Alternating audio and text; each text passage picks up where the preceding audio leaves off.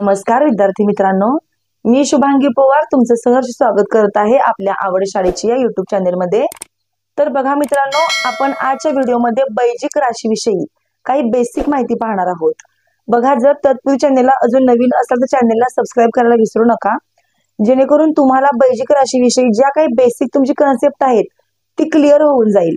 आणि यानंतर आपण मग गुणाकार, भागाकार, बेरीज, वजाबाकी या ज्या क्रिया आहेत त्या घेणार आहोत। तर बघा, आता बैजिक राशीला इंग्लिश मध्ये काय म्हणतात की अल्जेब्रिक एक्सप्रेशन्स असं म्हणतात। तर बघा आता की नेमकं बैजिक राशी म्हणजे काय, एकपदी कशाला म्हणायचं, द्विपदी कशाला म्हणायचं, त्रिपदी कशाला म्हणायचं, बैजिक राशीमधील नेमकं पद म्हणजे काय, त्यानंतर चल म्हणजे काय, सहगुणक म्हणजे काय, ही सगळी माहिती आपण आजच्या व्हिडिओमध्ये पाहणार आहोत। आणि जेव्हा तुमचं हे बेसिक तुमचं हे जेव्हा क्लिअर होईल तेव्हा आपण वेगवेगळे एक्झाम्पल सुद्धा दुसऱ्या व्हिडिओमध्ये बघणार आहोत। तर बघा आता की नेमकं बैजिक राशी पाहण्या अगोदर आपण समीकरणांचा विचार करूया। तर बघा, आपण मागील व्हिडिओमध्ये तो पण व्हिडिओ घेतलेला आहे समीकरणाचा। तर बघा आता जेव्हा जेव्हा एखादं हा अंक आहे 3 आणि याला लागूनच एखादं अक्षर असतं तेव्हा याला आपण समीकरण असं म्हणतो।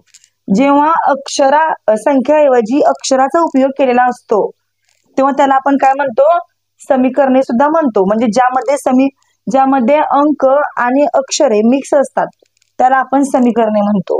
पण पहिल्यांदा आपण बीजगणित म्हणजे काय बघूया, कारण बीजगणितामधूनच ही बैजिक राशीची संकल्पना आहे ती आलेली आहे।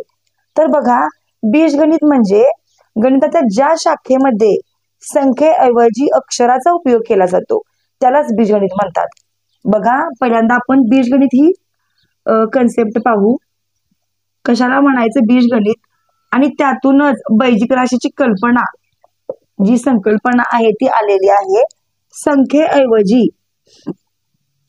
संख्येऐवजी अक्षराचा उपयोग केला जातो, संख्येऐवजी अक्षराचा उपयोग केला जातो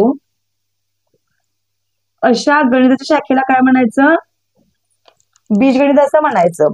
आणि या बीजगणितामधूनच ही बैजिक राशी जी संकल्पना आहे ती संकल्पना पुढे आलेली आहे। तर बघा, आता मुलांना असतात 7वी पासून बीजगणित भूमिती असतं, मग बीजगणितलाच इंग्लिशमध्ये अल्जेब्रा असं म्हणतात, आणि यातलाच एक प्रकार म्हणजे अल्जेब्रिक एक्सप्रेशन्स। तर बघा, आता तुम्हाला एक एक्झाम्पल देते मी। बघा आता की माझे वय आईच्या वयापेक्षा कमी आहे। आता हे आपल्याला समीकरणामध्ये लिहायचं आहे, तर आपण कसं म्हणणार की माझे वय आईच्या वयापेक्षा कमी आहे। आता आपल्याला आपलं तर वय माहिती असतं, आता आपलं वय 30 लिहू, यामध्ये 30 आहे, आता आपलं वय 30 लिहू याच्यामध्ये, आणि आईचं वय एक्स मानू। हे आपण कितीतरी वेळा म्हणतो।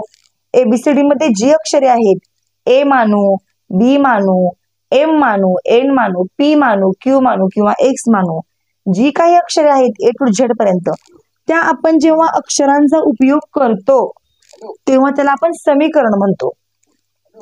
आता हे समीकरण तयार झालेलं आहे, हे काय आहे, समीकरण आहे। आईचं वय एक्स मानू, आपलं वय 30 आहे, आईच्या वयातून आपलं वय वजा करायचं आहे फक्त, त्यामुळे आपण तिथं आईचं वय आपण काढू शकणार आहोत। तर बघा, अशा प्रकारे याला आपण समीकरणे असं म्हणतो। तर आता नेमकं पद कशाला म्हणायचं आणि सहगुणक कशाला म्हणायचं ते आपण पाहूया। बघा, आता इथे मी एक समीकरण घेतलेलं आहे, 3x + 2y। बघा, आता याला आपण बैजिक राशी असे म्हणतो, याला काय म्हणतो आपण, बैजिक राशी असे म्हणतो। आता आपण बघा, आता याचं एक पद घेऊ आपण 3x, यामध्ये पद कोणता आणि सहगुणक कोणता ते आता आपल्याला बघायचं आहे। बघा, ही संख्या दिलेली आहे आणि हे चल आहे, हे पण आपल्याला माहिती पाहिजे।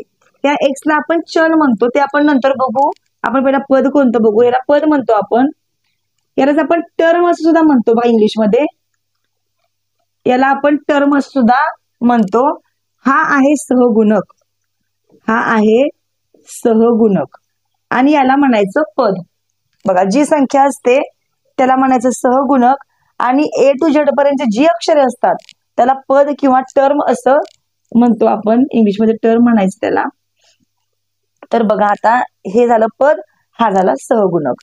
तर बघा, आता बैजिक राशीमध्ये जेव्हा अशी संख्या दिलेली असते, जेव्हा याच्यामध्ये काही नसतं तेव्हा तिथं गुणाकाराची क्रिया असते।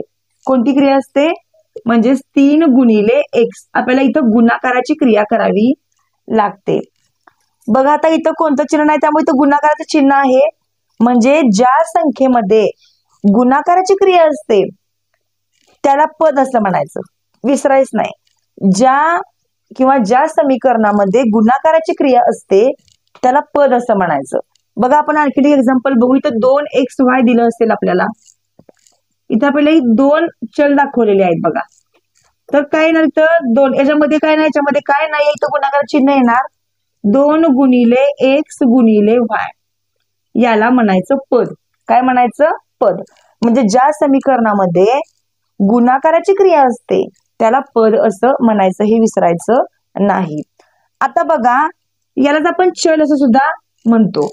आता इथं आपण समजा 2xy घेतलं तर याला आपण चल म्हणतो. काय म्हणतो? ही झाली संख्या, हे झालं चल. जी A to Z पर्यंत कोणतंही अक्षर असू दे त्याला आपण चल म्हणतो. आता बघा नेमकं एकपदी म्हणजे काय, द्विपदी म्हणजे काय आणि त्रिपदी म्हणजे काय ते आपण बघूया. बघा आता बैजिक राशीमध्येच ह्या सगळ्या क्रिया येतात.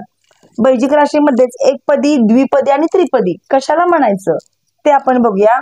बघा आता एकपदी म्हणजे काय बघा.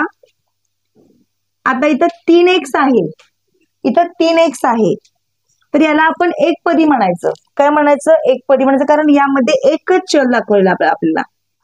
आता द्विपदी म्हणजे बघा 2x अधिक 2y, 2x अधिक 2y, ह्याला द्विपदी म्हणायचं. म्हणजे इथे 2 चल आहेत, x आणि y ही वेगवेगळी 2 चल आहेत, त्यामुळे त्याला आपण द्विपदी असं म्हणायचं. आता त्रिपदी म्हणजे काय बघा. 3a अधिक 2b अधिक 4c. यामध्ये किती पद आहेत? 3 आहेत. 3 चल आहेत यामध्ये, 1, 2 आणि 3. हे 3 चल आहेत वेगवेगळी. त्यामुळे जेव्हा वेगवेगळी चल असतात तेव्हा त्याला त्रिपदी असं म्हणायचं. इथं 3 चल आहेत, इथं a आहे, इथं b आहे, इथं c आहे, याला त्रिपदी असं म्हणायचं. बघा एकदम सोपं आहे. ज्या समीकरणामध्ये एकच चल असतं त्याला एकपदी म्हणायचं. ज्या समीकरणामध्ये 2 चल असतात तेव्हा त्याला द्विपदी म्हणायचं. आणि ज्या समीकरणामध्ये 3 पद असतात त्याला त्रिपदी असं म्हणायचं. आता इथं 5 mn दिलेला आहे. आता यामध्ये 2 चल आहेत आणि हा एक जो आहे तो सहगुणक आहे. हा काय आहे? सहगुणक आहे. आणि हे जे 2 आहेत ती काय आहे? चल आहेत. बघा तुम्हाला बैजिक राशींची जेव्हा तुम्ही एक्झाम्पल सोडवता त्यापूर्वी तुम्हाला ही सगळी बेसिक माहिती पाहिजे. जर तुम्हाला ही सगळी माहिती म्हणजे माहित असेल तर तुम्हाला उदाहरणे एकदम पटकन सोडवता येणार आहेत. तर बघा आता सहगुणकाला इंग्लिश मध्ये काय म्हणायचं? कोइफिशियंट म्हणायचं. आणि ह्या चलला इंग्लिश मध्ये आपण व्हेरिएबल असं म्हणतो. याला व्हेरिएबल असं म्हणायचं. चल बदललं की बैजिक राशींची किंमत बदलते. हे जे चल आहे ते बदललं की बैजिक राशींची किंमत बदलते.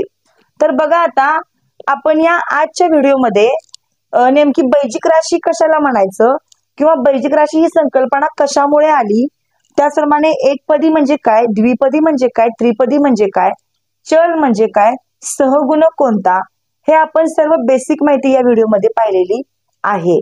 बघा आपण या पुढच्या व्हिडिओमध्ये बैजिक राशींची बेरीज, वजाबाकी, गुणाकार आणि भागाकार हे सर्व आपण पुढील व्हिडिओमध्ये पाहणार आहोत.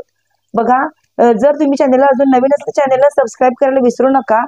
चला तर मग पुन्हा असंच भेटू आणखीन एका नवीन व्हिडिओ सोबत. तोपर्यंत धन्यवाद.